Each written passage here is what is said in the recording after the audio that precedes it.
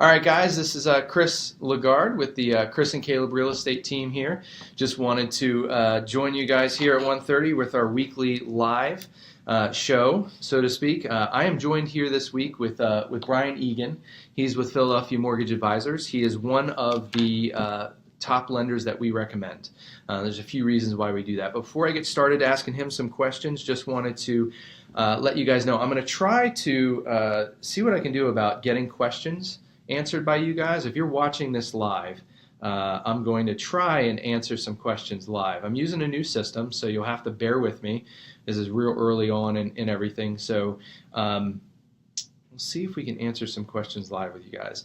Now, I do want to remind you guys of the mission of the Chris and Caleb team, which is to dramatically impact lives through real estate. And so we choose only the best people to partner with, from mortgage lenders to handyman to inspectors to all of those folks. And so that's why I wanted to interview Brian today. So Brian, just give us a 30-second introduction to yourself. Who are you? And just kind of give the folks a little bit of an introduction to you.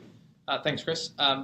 Name is Brian Egan. I'm actually a local guy. I grew up in Malvern, Pennsylvania, went to Malvern Prep, ended up going to Williams College up in Massachusetts, and then I came back and started my career in the Philadelphia suburban area. I started my career out, with Wells Fargo, learned the business, and then went out and joined an advisory firm. So I'm actually a collateral lender. I don't work for a bank. I'm licensed to originate money on behalf of my clients, and then we just find the best, product and rate and service that we can do, given, case by case. Cool. All right. Great. I'm actually going to check the feed and see what I'm getting here. Make sure that we're getting. All right. Cool. Looks like it's working well. All right. Great. So, a couple questions for you. First question I have is, what are the top 3 questions that you get from folks regarding mortgages right now? Top 3 questions, I'd say the main one is everyone cares about rates. I mean, you have to understand that's the bottom line, right? Because the rate's going to dictate how much your monthly payment is. I will say that, the trend is it's going up. It's going to go up, but that's not a bad thing. With rates rising, obviously it means that the market's increasing. It's a stronger economic recovery. You're going to be making more in your savings accounts. Maybe if you have CDs, you'll see that there's a bigger return on that. If rates are rising, you probably also are seeing appreciable value in your home. Right, yeah. So, definitely. I know that, especially because the last 5 years, we've kind of been spoiled, right? We've been in a very low, it's an artificially low market. Yeah. It's been done purposefully to stimulate economic recovery. Right. So, the days of securing a 3% interest rate for 30 years are long gone. Well, those were like crazy historically low to begin with. Yes. I mean, I remember seeing the graphs. I mean, you look past over the last 50 years, I mean, normally rates on average were between, I think, 6 and 8 when you average it out. So 3% was just nuts. And keep in mind, even now at 4 to 4.5 is still extremely low. That's the one thing I think I'd like most people to realize is even if you see, like we have seen, 100 basis points rise in the last year. So instead of securing a 3.5%, right. Rates are at around 4.5%. Right. But that's not killing you. You know what I mean? It's you're still able to secure real property, an asset that, your hope is that it appreciates, and tying it to a 4.5% fixed rate. Yeah. My question is always, can you find anything else that you could obtain financing on a fixed rate lower than 5%? Yeah. A lot of this has to do with so people understand why it's happening. There is a thing called the federal funds rate. And that is very simply the rate at which banks, large depository institutions, banks and credit unions, it's the rate at which they lend each other money. Okay? And so think about it this way. If the rate at which the banks are lending each other money goes up, banks aren't in the business of losing money. Yep. So what they're going to do is that's going to be passed on to the consumer. So, discretionary accounts. You're going to have your car loans, you're going to see our higher interest rate. Mortgage rates are going to follow. Student loan rates. Right. So the buck gets passed, but again, it's not the end of the world that rates are rising. It just means that there's some optimism. Consumer sentiment is rising in the economy. Yeah. All right. So let me move on to the next question, which is, what are the top mistakes that you see folks make when they are approaching or thinking about getting a loan for a home? I'd say the number one is, I think one of the worst things you can do is walk into like 10 different banks and have them all run your credit and see what type they can deal with. Yeah. Hard inquiries on your credit are going to ding you. They're going to take some points off. So think about it. If you're getting an interest rate that's directly tied to your average credit score, going out and having 10 people run your credit and take 20 points off, that could, it could put you below another threshold. You could lose an eighth or a 0.25% in rate just because you wanted to make sure every bank was able to look at you. Yeah. And I think that's a big thing of what I do. When I sit down with somebody, I'm running their credit once, and then I'm basically finding the bank that's willing to give them the best deal, rather than them having to go to 10 different places. Right. I do that for them. Right. And then the other thing, I guess, keeping it in relative. What are you spending your money on, right? Yeah. And what are you financing? Yeah. The worst thing you could do is if, hey, me and my wife are going to be buying a home in the next 12 months, I'm going to go get a $800 a month Mercedes-Benz. Yeah. I mean, if it fits in your budget, that's great. Yeah. But for the average person, buying a home is it's the largest investment that they've ever made. Right. So the best thing you could do for yourself is to get your debts in line with where, you would look great on paper, because banks, whatever lender we go with, they're looking to see what is your debt monthly. That's what they care about. Right. How much credit card debt do you have? How much student loan debt do you have? What is your car loan? So things that you can minimize, you can kind of mitigate your risk. Don't overspend on discretionary stuff. Yeah. If you want to buy that car, and have to have the really nice one, maybe we get it after we purchase the house. Right. Because if you come, the average family, we're all looking at debt to income. Right. Very simply, how much money is in the household versus how much is going out on a monthly basis. Right. That ratio says everything that anybody needs to know in terms of obtaining financing. Right. So if you can save yourself on a large account that has a monthly revolving debt, you'd be doing yourself a benefit. Cool. Lastly, I think credit cards. Make sure you're not spending up to the limit. I think a big thing that a lot of people run into is they don't realize that if you carry more than 30% of your entire credit limit on a balance, at the end of the month, that's negative. If you're under 30%, that's positive. Okay. Now, the idea is, everyone hopes that I can pay my credit card to zero at the end of each month. But if you can't pay it to zero, at least pay it to under 30%, and you don't get hit. Huh. So think of it very quickly. $1,000 limit on my credit card. At the end of the month, $299 would be under 30%. Okay. So that 300 mark is your 30%. Cool. That's good to know. Yeah. That's a good tip. That's actually something. I've been in this business a while, and I don't know if anybody's ever said it that way. That's really good to know. All right. So, wading into possibly some touchy territory, but, without saying, good or bad either way, how's Trump affected things? It's definitely added volatility to the market. And regardless of your political affiliations, when it comes to finance, we care about numbers and what it means. So outside of political affiliations, it's pretty simple. Trump has a very pro-America, hire American, buy American, and his policies are going to be American-centric. So what you saw right after the election was the highest, stock market surge. The Dow went up over 20,000. Yep. Again, that going back to consumer sentiment. If you have more, the idea is if there's more strength in the economy, and that's the belief, well, stocks are going to rise. Right. And stocks and bonds have an inverse relationship. So, if your stock market is rising, well, everyone's happy because if you're investing, you're making money. Right. But on the flip side, stock market gains means the economy's strengthening, which then leads to future inflation outlooks that are probably going to be increasing. Yep.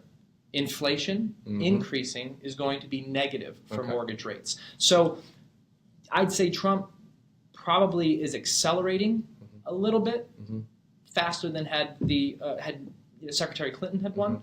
I think you're just seeing, both you're going to have an increase in interest rates. Right. I think just Trump, because of his policies, what he wants to spend on, I think it's going to facilitate the rise in rates a lot faster. But with that also probably a stronger economy in the short term than what we would have seen on the other side. So again, his main points, I think, infrastructure spending. Well, if you're going to build trillions of dollars worth of infrastructure and your mandate is that it has to be American, probably going to be a boost to American stocks, a couple, in that manufacturing sector, in the building sector. Right.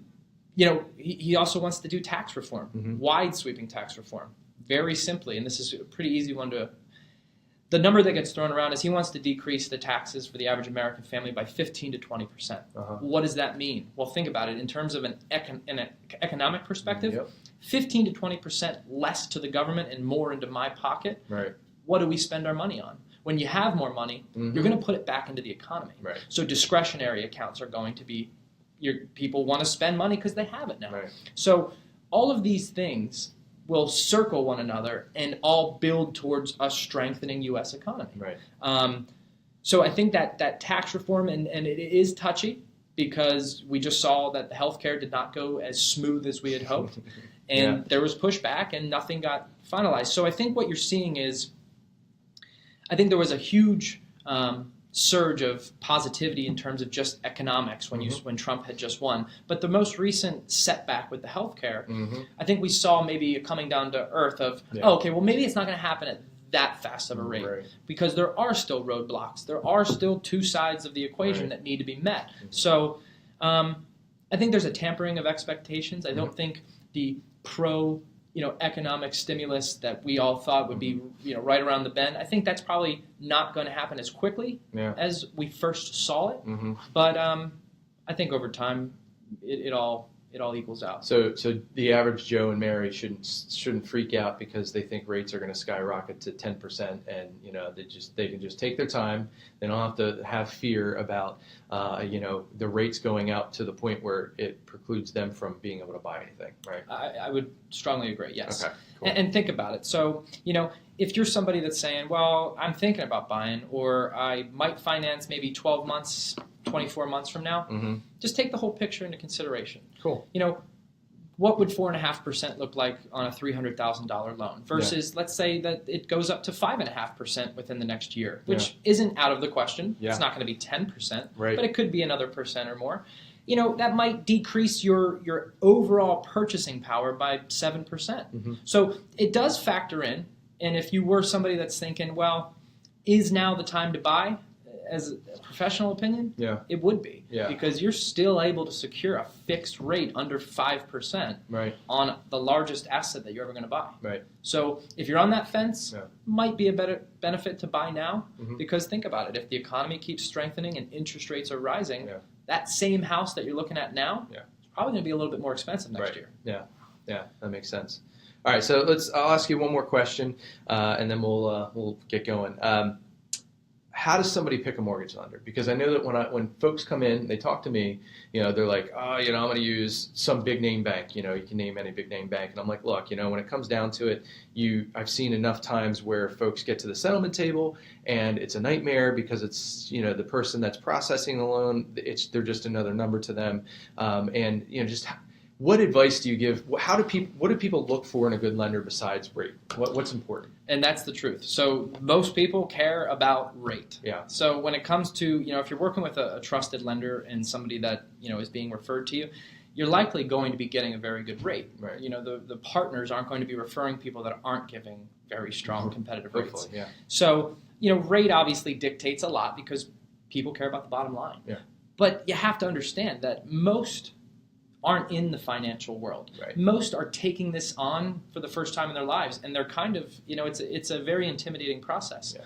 My job is to make sure that it's not intimidating because this is not only a decision in the short term, but these notes could be 15, 20, 30 years. Right. So not just understanding the short-term implications to your budget, but the long-term. Yeah. Do we have it? So rate is obviously a driver, but processing, like you just mentioned. Yeah. Do you want to go to a bank and to be a number, a file? Or do you want to be able to pick up the phone and call me and say, hey, I'm dealing with only you. Yeah. So I think walking them through the process. And then lastly, at the settlement table. Yeah. It bothers me that we have in this industry, if somebody in my position doesn't show up to a settlement. Yeah. I don't understand that because you've secured the loan for the buyers. Yeah. You've walked them through the process, but then the biggest day where they need to understand what they're signing. Yeah. you need to be there. Yeah. So process, rate, and settlement. Yeah. You need somebody that you can trust to do all three. Yeah. One of the requirements if we're going to recommend somebody is that they be there at settlement. That's a big deal because, from a local standpoint, I've had clients that, there's big, something called a mortgage commitment that is due about usually 30 days into the process when you're buying a home that, if the seller doesn't get that or doesn't like what they see, they can contractually get out of the deal. And I've had mortgage companies be like, oh, what's a mortgage commitment? I'm like, oh, that's not a good thing. So definitely find somebody that you trust, that like Brian had said, that's going to be there at settlement. I always like to say, look, if something goes wrong at the settlement table, you want to have someone there you can put your arms, your hands around and make them pay for it if you have to. So, but I can safely say that's never happened with Brian or any of the other lenders that we recommend. So, well, listen, I appreciate everybody's time. Thanks for joining us today. Again, Brian Egan with Philadelphia Mortgage Advisors. If you guys need help real estate-wise, we're here. Our mission is to dramatically impact lives through real estate. So our mission is really to help make your life easier and better through the real estate process and recommend good people like Brian. So appreciate you guys joining us. Thanks. Thank you. Yep.